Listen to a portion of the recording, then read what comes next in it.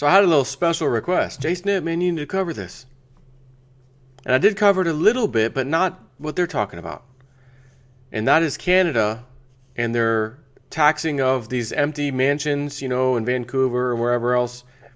The Chinese came in, simply bought them up, and then sat on them just somewhere to put their money, whether it was laundered money or illegal money, whatever it was. Chinese people were putting it over there because their country, the rules are that they want to keep the money over there, capital controls, etc.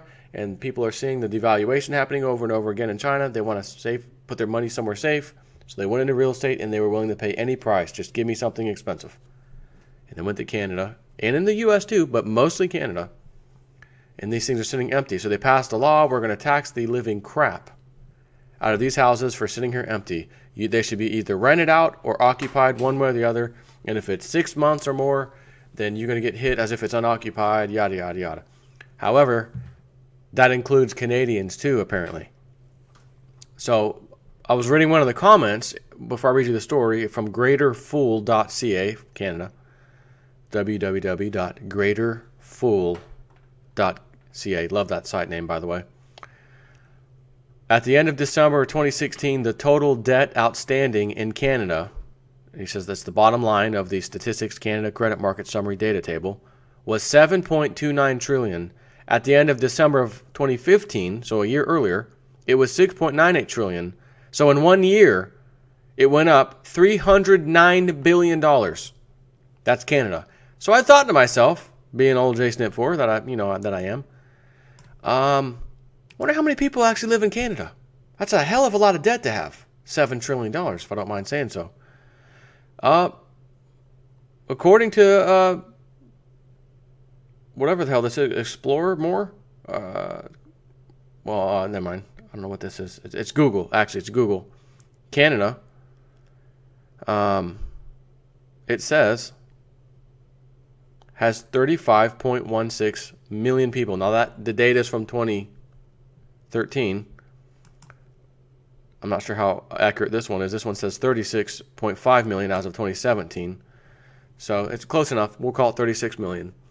$7 trillion for 36 million. What is Florida's population? 20 million. And last time I checked, Florida doesn't have $7 trillion in debt. Whoa. Are we in trouble as a world? Global debt supercycle. That's what this is. I've been saying this for a long time. That has nothing to do with this video. But someone decided they wanted to comment about that. And I think I want to repeat it, which is why I just did. Totally worth talking about. But what could go wrong, says greaterfool.ca. Posted March 30th, 2017. Americans have a constitutional right to own property. Canadians? Not so much. You just have to hope for the best. That the province won't expropriate for a road. The city won't zone a group home next door. The conservative authority, conservation authority won't prevent you from landscaping, or the mayor won't decide you're not home enough. As real estate prices grow more insane in our bubble markets, politicians are hot to further abrogate private property rights, which you don't actually have, and they know it. An empty condo, for example, that you plan to retire into next year, or a property used for business part of the time. A secondary home in a city where you go for winter. Real estate you bought, paid for, and shell out property taxes on currently. All that is now in the crosshairs in Vancouver, and may soon be in Toronto. As a matter of fact, when I was talking about earlier, the Chinese, I think I kept saying Toronto. It was Vancouver for sure, and Toronto. And I'm not sure, he says, why YVRers have been receiving these brochures in the mail. I'm not sure what a YVR is. I tried to look it up before I did the video.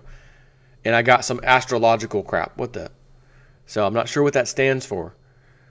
But, yearly something, renters. I don't know what this is. But anyways, YVRers have been receiving these brochures in the mail. the latest news on an ugly little tax about to be slapped on thousands of unsuspecting property owners who have done nothing wrong. The tax is ginormous. 1% annually of the assessed value of the property, the home and all, which is $14,700 on the average detached house, or $1,230 per month. This is on top of normal property tax of about $5,500. Well, let me stop and chime in for a second. But Canada, you guys got free healthcare. You guys have free healthcare. We Americans, we don't. And we have to pay for healthcare, which means that $1,230 bill you guys are looking at, we already have that just by getting health insurance for our families. Imagine if they do that crap here and said, oh, yeah, you got empty houses. We need to hit you hard on those too. Unbelievable. And it says this is on top of the normal property tax, which is about $5,500. Oh, I'm sure those Canadians got plenty of money. Matter of fact, their dollar, I mean, hasn't it been 1-to-1 with the U.S. dollar for a while, or a little bit higher, a little bit lower a couple times? Well, you know, Canada to USD, I already know the answer. I'm just pretending. 75 cents to our dollar. So their dollar got hit with the ugly stick. It's worth less, and they're about to get the tax sucked out of them. The empty house tax, well, first of all, they've got a empty homes tax 2017. Let me just show you this. 2017 timeline. Start of the year, January 2017. By July 2017, tenancy required. End of the year, declaration deadline. Rent your property by July 1st. If your property is not a principal residence, eligible for an exemption, or rented out for at least 6 months in 2017, it will be subject to the new empty homes tax. Properties that have not yet been rented will need to be occupied by a tenant no later than July 1st and remain occupied for the remainder of 2017 in order to be excluded from the tax. To find helpful information about becoming a landlord or a property management company to rent out your home, please visit landlordbc.ca or pama.ca. Special note down here. Homes must be tenanted for a minimum total of 6 months in periods of 30 or more consecutive days. So if you get a deadbeat in there, or as I like to say, you get some riffraff, and they're in there for 2-3 months, and then they're gone. And then someone else has to come in, and they can't find someone quick enough. Oh, sorry. So where was I? The empty house tax, now in British Columbia and soon in Toronto, says Mayor John Tory, who used to be a conservative, really, doesn't just spank foreign owners who snap up properties as long-term investments, then leave them to the weeds and the mice. There actually aren't many of those dudes. Instead, it's intended to economically censure wealthy people, as it's now socially unacceptable to have 2 homes when some poor moister couple can't afford any. There's no evidence that the EHT, or the empty house tax, will increase housing stock, put more rentals on the market, or do diddly about the speculation that's driven prices skyward. It is just political. It's something when leaders have been accused of doing nothing. How does this work? Vancouver is the model for the Toronto tax now being crafted. A secondary family home, maybe a condo you bought for your daughter to attend school, which is not regularly occupied, or rented to a tenant for at least 6 months, will be taxed. To prove otherwise, an audit will require government-issued ID showing that address, or a tax return. So if you think you're going to be slick and just put, oh, I'm renting it, here's my friend, just sign off on this. Nope. Your friend's going to have to get his driver's license changed to reflect your home's address, etc. You know, if you thought you'd be slick and try to skirt this.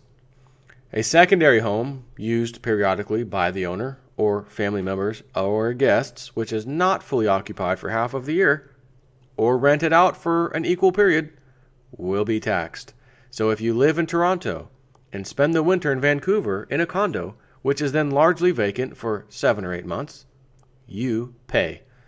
Even if you worked in Vancouver for 6 months of the year and needed a pad, cheaper than taking a hotel, you pay the tax. Only exempt would be someone needing a place because they have a full-time job in that city. If you own a condo, which is on the rental market, and you can't find a decent tenant, after 6 months, you will be taxed. Therefore, says the city, owners are encouraged to reduce the asking rental cost until the unit is rented, as they will not be exempt from the tax on the basis of being unable to find a tenant. So let me ask you a question.